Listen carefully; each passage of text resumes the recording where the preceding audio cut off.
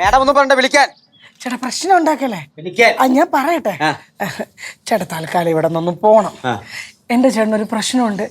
എവിടെയെങ്കിലും ഫാനോ ലൈറ്റോ ഒക്കെ ഓണായി കിടക്കുന്നുണ്ട് കഴിഞ്ഞാൽ അപ്പൊ ഓഫ് ചെയ്യണം. ഒരു പ്രത്യേകതര അസുഖ. ഞങ്ങളുടെ വീട്ടിലൊന്നില്ല, ഏത് വീട്ടിലും. വേറൊന്നുമല്ല, കുറച്ചു കാലേ പുള്ളിക്കാരന് ഈ പവർ കെട്ടില്ലേ, അതിന്റെ സെക്ഷനിലാണ് വർക്ക് ചെയ്തിരുന്നത്. അപ്പൊ അതിന്റെ ഒരു ചെറിയ പ്രശ്നമാണ്. ദയവ് ചെയ്ത് പ്ലീസ്. പെങ്ങള് പറഞ്ഞത് പെങ്ങളത് വിഷയമല്ല. നമ്മള് നീ ഇതുവരെ പോയില്ലടാ. നിങ്ങൾ ഇങ്ങോട്ട് വിളിച്ചത്? ഞാൻ കാര്യം പറയട്ടെ. എടാ നീ വേഗം വീട്ടിൽ ചെല്ലാൻ നോക്കടാ. അതെന്തിനാ? നിന്റെ പെണ്ണുപിള്ള അല്ല ലൈറ്റും ഫാനും ഒക്കെ ഇട്ട് കറണ്ട് ദുരുപയോഗം ചെയ്തോണ്ടിരിക്കുള്ളൂ. അത് എത്രയും പെട്ടെന്ന് ഓഫ് ചെയ്യാൻ പറടാ. ഇയാളിതൊന്നും വിട്ടില്ലേ? താൻ എന്തിനാണോ ഇത് പറഞ്ഞപ്പോഴും ഞങ്ങൾ ഇങ്ങനെ ടോർച്ചർ ചെയ്യുന്നത്? നീ അധികം ഇവിടെ കിടന്ന് വേഷം കെട്ടിയാ എനിക്ക് പോലീസിനെ വിളിക്കേണ്ടി വരും. പോലീസിനെ വിളി, പോലീസിനെ വിളി. പോലീസിനെ വിളിച്ചാൽ എനിക്ക് നീതി കിട്ടും. 112 13 വിളിക്കുമേ. പോലീസിനെ വിളി, പോലീസിനെ വിളിക്കാൻ.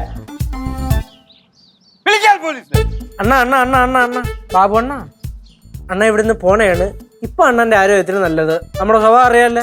നിങ്ങൾ വലിയ ഗുണ്ടകളാണെന്നൊക്കെ എനിക്കറിയാം. പക്ഷെ അതൊന്നും എന്റെ അടുത്ത് കാണിക്കരുത്. നിങ്ങൾ പോലീസിനെ വിളിക്കാൻ. ഗുണ്ടകളാ? വെറുതെ മാന്യമായിട്ട് താമസിക്കുന്ന ആൾക്കാരെ അനാവശ്യം പറയണ്ടല്ലോ. അനാവശ്യം പറഞ്ഞല്ലേ, ഞാൻ സത്യമല്ലേ പറഞ്ഞത്. സത്യം. സത്യോ? എന്തോന്ന് സത്യം? എന്ത്?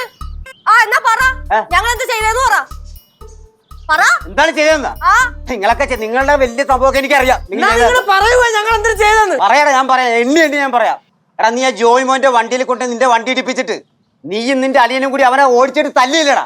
എന്നിട്ട് നീ അവനെ അടിമേലെ പോലെ വെച്ചോണ്ടിരിക്കടാ. ഇത് സത്യമല്ലടാ ഇത്? മറന്നുപോയതൊക്കെ. അടിമേനെ പോലെ വെച്ചെന്ന്? അടിമേലെ പോലെ. ആരടിമേനെ പോലെ വെച്ചെന്ന്? ജോയ് മോനെ ഞങ്ങളുടെ കമ്പനിക്കാരനെ. ഇപ്പൊ നിങ്ങളുടെ കമ്പനിക്കാരൻ.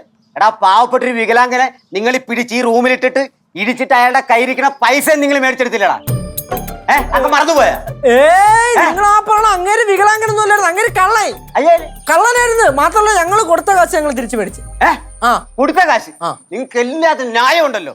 എടാ പാവപ്പെട്ട ഓട്ടോക്കാരൻ നീ ആ കവലയിട്ട് അടിച്ചില്ലടാ? നീ ജംഗ്ഷനിലിട്ട്. ആ ജംഗ്ഷനിലിട്ട്. അത് മറ്റേ അവൻ ഒരു പാവം പിടിച്ച വയസ്സായ ഒരാള് അവൻ എനിക്ക് പിടിച്ചില്ല. ഞാൻ 2 എണ്ണം കൊടുത്ത്. നീ 2 എണ്ണം കൊടുത്ത്. ഇതൊക്കെയാണ് നിന്റെയൊക്കെ സ്വഭാവം. ആ മൊബൈല് കട നടത്തുന്ന ഷിബുന് നീ കാണുമ്പോ നീ ഇടിക്കലടാ. ആ ചെറുക്കൻ ഈ വീട്ടിലോട്ട് കേറി വരുന്നതേ ഇടി കൊള്ളാനാ. മാത്രമല്ല അവന്റെ കയ്യിലിരിപ്പതാണ്, അതാണ് അവൻ ഇടി മേടിക്കണത്. അതാണ് ഈ റീചാർജ് ചെയ്യണ പോലെ ഇടിക്കണ എല്ലാ ദിവസവും. ഞങ്ങളുടെ കൊച്ചിന്റെ പുറകെ നടന്ന് ആരെയാണെങ്കിലും ഞങ്ങൾ അടിക്കും. ചേച്ചി പിള്ളേരുടെ കാര്യം പോട്ടെ. ഈ നിൽക്കുന്ന ചേച്ചി, ഞാനും ചെയ്തു. ചേച്ചിയല്ല, ഈ നിൽക്കുന്ന തള്ള ചൂടുകെട്ട കൊണ്ട് ഒരാളെ എറിഞ്ഞ് കൊല്ലാൻ നോക്കി ഓർമ്മയില്ലേ? അതെന്റെ മാല പൊട്ടിക്കാൻ നോക്കണ്ടല്ലോ. മാല പൊട്ടിക്കാൻ നൈസായിട്ട് എന്തെങ്കിലുമൊക്കെ പറഞ്ഞു വീട്, അല്ലെങ്കിൽ എന്റെ ഡിവോഴ്സ് ഇവിടെ നടക്കും. അങ്ങനെ പറഞ്ഞു തുടങ്ങിയിട്ടുള്ളൂ, ഇനിയില്ലേ കൊറേ. വിടണോ? അച്ഛാ, അച്ഛൻ വന്നേ. അതെ, ഇത് നമ്മുടെ കയ്യിൽ ഒതുങ്ങണ കേസല്ല. സിമ്പിളായിട്ട് നൈസില് കുറച്ച് പൈസ കൊടുത്തു കഴിഞ്ഞാൽ അങ്ങ് പൊക്കോളും. അതിനാണ് ഈ കിടന്ന് കാണിക്കണത്. എന്നാ അത് ആദ്യം പറയണ്ടേ. അവന്റെ വായിലിരിക്കണ മുഴുവൻ നമുക്ക് കേൾക്കേണ്ട കാര്യമില്ല. എന്ത് കൊടുക്കണം? ഒരു 500 വേണ്ട, ഒരു 1000 രൂപ കൊടുത്തേ. ആണോ? അച്ഛൻ തന്നെ കൊടുത്തു. അതെ സുഹൃത്തെ, കഴിഞ്ഞത് കഴിഞ്ഞു. അതെല്ലാം മറന്നേക്ക്. ഇത് വെച്ചോ. ഇനി അങ്ങോട്ടും ഇല്ല ഇങ്ങോട്ടും ഇല്ല, ഒരു പ്രശ്നങ്ങളും ഇല്ല. എല്ലാം ഇവിടെ തീർന്നു. പിന്നെ ഒരു കാര്യം പ്രത്യേകം ശ്രദ്ധിക്കണം, വൈദ്യുതി അമൂല്യമാണ്. അത് പാഴാക്കി കളയരുത്. സാർ ഇത്രയും നല്ല മനുഷ്യനാണെന്ന് ഞാൻ അറിഞ്ഞില്ല കേട്ടോ. അതിരിക്കട്ടെ, സാർ എങ്ങനെ ഈ വീട്ടിൽ വന്ന് പെട്ടു? അതെ, എന്റെ മകൻ കല്യാണം കഴിച്ചിരുന്നത് ഇവിടത്തെ കുട്ടിയാ. ഇവിടത്തെ കുട്ടി? സാറേ, കേസൊന്നും വരാൻ നോക്കണം കേട്ടോ.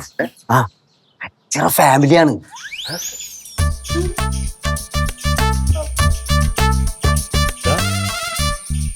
കേശു